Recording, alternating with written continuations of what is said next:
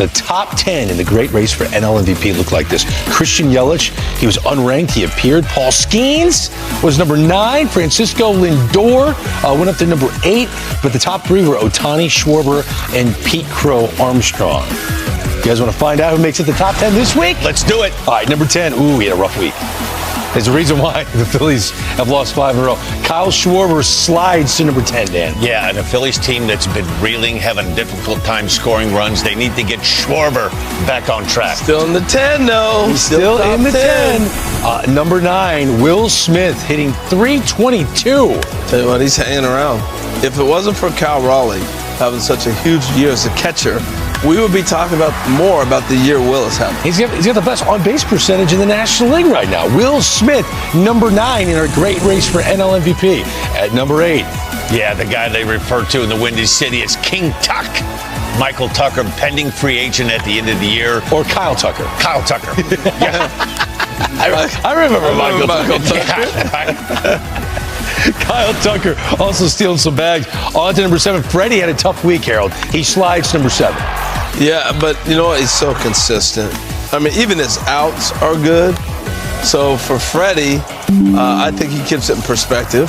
But 7, go ahead, Freddie, hang it in there. He's still hitting .346. Yeah. You have a bad week and your average drops to .346. Oh, Dan! Oh. Paul Skeens, number 6. If it weren't for a guy named Tarek Skubal, we'd be saying he's the best starting pitcher in baseball. He's the best righty in the game right now. That's a big statement coming from me because I'm all things Jacob deGrom.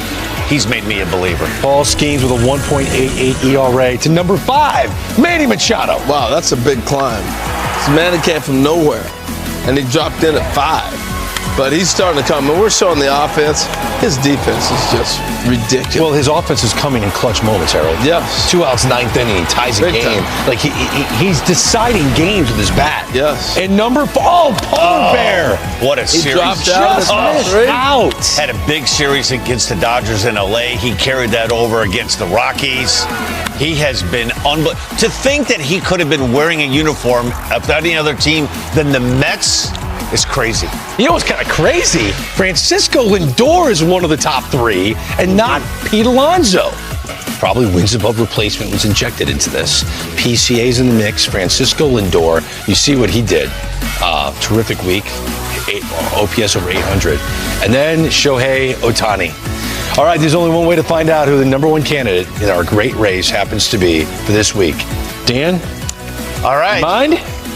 Well, we've got 3 contestants loading into the gate. We've got a lot of speed in this 4-furlong race. You've got Lindor from the Mets, Ohtani, and the cool kid, PCA, Pete Crow-Armstrong. They're all the gate and they're off. Frankie 5 toes on an early lead. There's Ohtani. PCA down along the inside. It's Lindor. It's Mr. Ohtani. Smile, Mr. Smile. Ohtani Is number He's 1 the again. best. Wow. For the 5th straight week, Shohei Ohtani is number 1 in our great race for NL MVP. Wow. It's the 7th time he's been ranked number 1. And he's only throwing sim games. Imagine if he's throwing a real game. Yeah, he starts pitching and throwing up some zeros. You might not be able to work with you anymore. Well, man. My whole point of this, doing this segment, was while he wasn't pitching, the other candidates had an opportunity to run him down. Yeah. But it's a reminder of how great of an offensive talent he is. He really is. I mean, when you think about it, look at that average, 293, 23 bombs. Look at his OPS, 1,021. I marvel at what this guy is able to do. And even though he's not actively pitching, he has that distraction of trying to come back, throwing sim games, throwing bullpens, and it has affected his performance. I will say this, of all the players that are in the great race who could run him down, Harold, I think Pete Crow-Armstrong might be the only guy. Maybe Fernando Tatis if he gets it back. I'm looking for players who can dominate in all aspects of a baseball game. What he does defensively in center field. Now, the bugaboo against Pete Crow-Armstrong is that he can't hit lefties. He's hitting 181 this year against left-handed pitchers.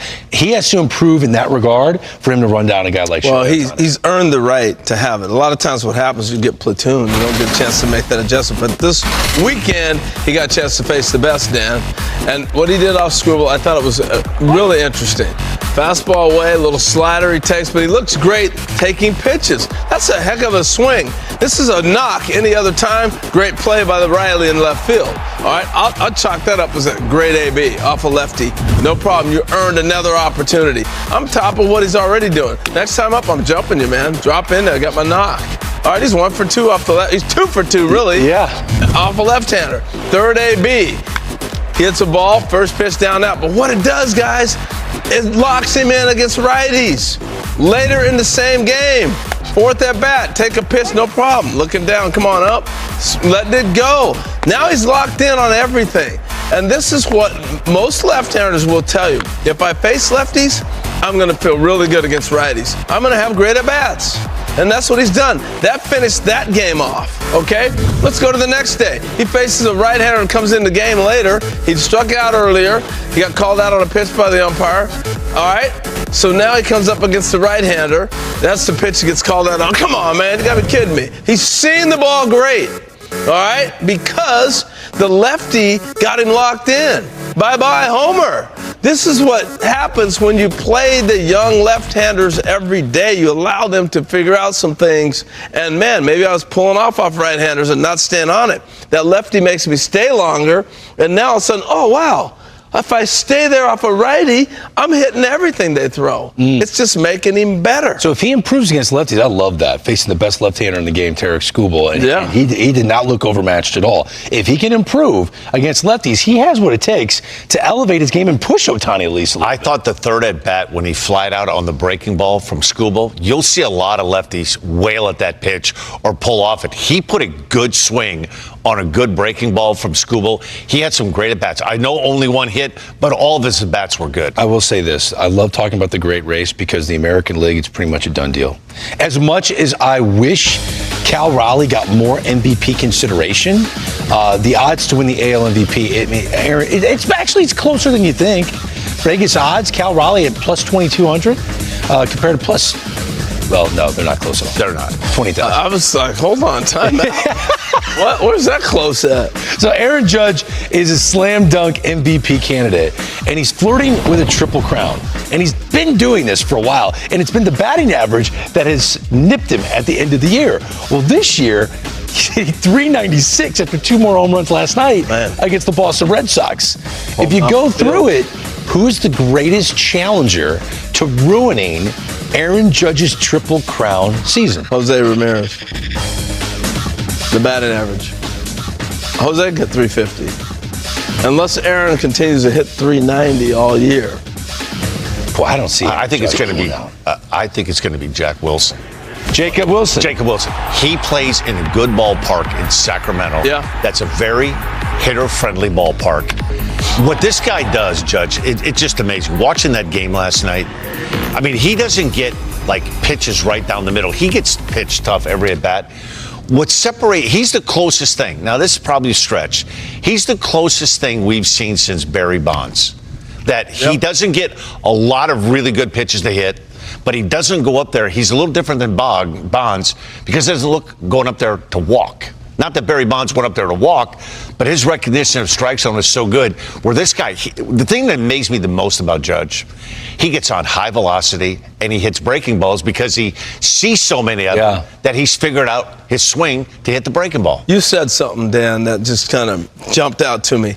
He's getting everybody's best. Oh, every time. Every time Aaron Judge comes to play, I don't care if it's a position player throwing to him. You're getting my nasty stuff, Aaron. It's Aaron Judge, you know, and so that makes it even more difficult. And not that Barry didn't get everybody's best as you compared him to, but when there's such a level of greatness, the great ones are going to see the best. And we wonder, well, how come Bobby Witt's struggling a little bit more at this period of time?